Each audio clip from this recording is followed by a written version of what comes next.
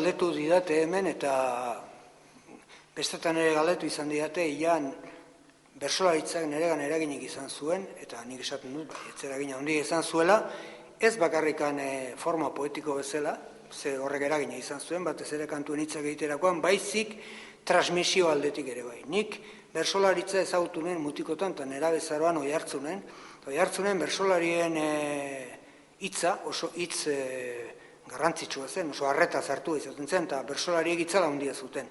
Baina hori nik jaso nuena, eta gero saiatu naizena transmititzen edo ematen ere kantuekin, eta gero bersolari zarrak historikoa kantatuz, etzen menturazko zerbait, hori bazet horren, oihartzunen nik izan nituen biderakusle honak, adibidez, Jomari Lekuna, euskal kultura herrikoiaren jakituria handia zuena eta kultura horrek garrantzia ematen ziona eta transmisioaren lan hori egin zuena.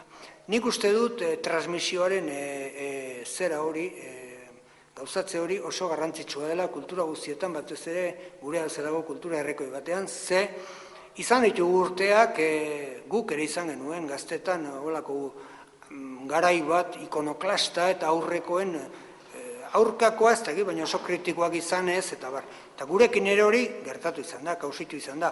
Eta gaur egun iruditzen zait badagoela berriz ere elkar ezagutzeko, elkarrengana biltzeko eta belaunaldien lana, belaunalditik belaunaldira ezagutzeko harreta bat badagoela garai batean ez zegoena. Garai batean berroldin bat zegoen belaunaldien artean alako haustura giro bat, beti biltzen ginen elkarri destainuz eta desapiduz zela, eta gaur egun ikuste dut badagoela interes bat jakiteko aurreko ez egin zuten. Eta nik uste dut, iruditzen zait, interes hori sortzen guk, gure alegintxoa egin genuela, gure denboretan, ez toko meirukoek, kantazarrak ezagutzera emanez, eta geroago, Antxo Malberdek eta nik, eta beste batzuek bersolaritza ezagutzera emanez, Julen Lekunak ere bai, eta hor egon den zera hori, hor egon den transmisio hori edo, eduki balore batzuk pasatze hori eta ezagutzera emate hori, uste dut garrantzitsua dela, izan dela ez bakarrik guretzat, baizik gure ondoren etorriko direnen ere bai, eta herri baten kultura horrela mamitzen dela eta horrela egiten dela.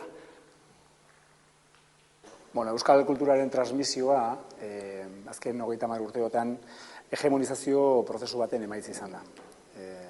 Gutxiengo izatetik, gutxiengo oso txikia izatetik, 20-tik, 40-ra pasada iztunen kopurua, eta gutxiengo horren jauzi kualitatibo hori hegemonizazio politiko baten emaitza izan da. Ez zuzen hegemonia politiko abertzaleak ekarri du hegemonizazio kulturala. Ez noski hegemonia kulturala, hori dik 40 besterik ez da iztunen kopurua, baina bai hegemonizazio prozesu bat.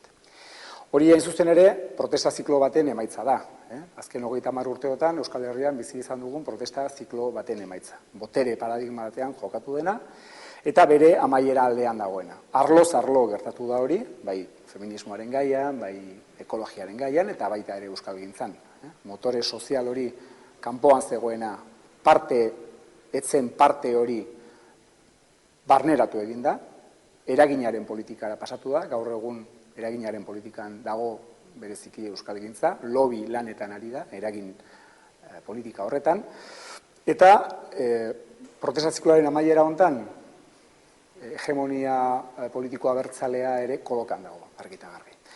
Kolokan egotearen sintoma nabarmenena gobernu berria da, Patxi Lopezen gobernu berria. Baina sintoma horren azpitik krisi askoz ere sakonagoa dago. Alde batetik garaiko izpiritua esaten dara, mundu mailan globalizazioak dakartzen dinamika berriak, eta gero bestetik kultura aniztasun hori kudeatzeko dauden eredu klasikoen porrota.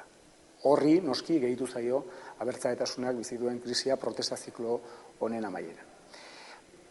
Aberrigintza abertzale horren eskutik etorri balin bada euskararen transmisioa orain arte, eta 30 urte hauetan emaitza on noiek eman balin baditu, krisi politikoa datorrenean nola ziurtatuko da etorkizunean euskararen transmisioa eta transmisio kultural hori.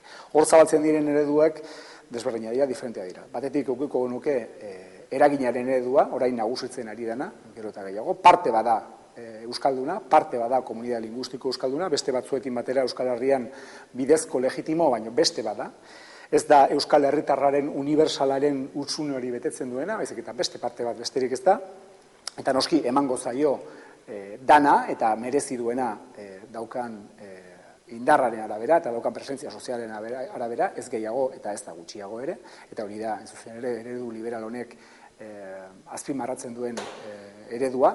Bestetik ukiko nuke identitatearen eredua, komunitate linguistiko bat badugu eta sendotu dezagun amaren zu hori, sendotu dezagun tribua, Mikel Irizarrek aipatzen zuen tribua, sendotu dezagun oski teknologia berrietan oinarrituta, Facebooken izan dadila nagusi euskara, Euskal Herrian behintzat, egon dadila indartsu Xangain momentu honetan dagoen, gainezka dagoen euskaltegia, edo hirietara eraman dezagun, tribu ikuspegi horrekin komunitate linguistikoa.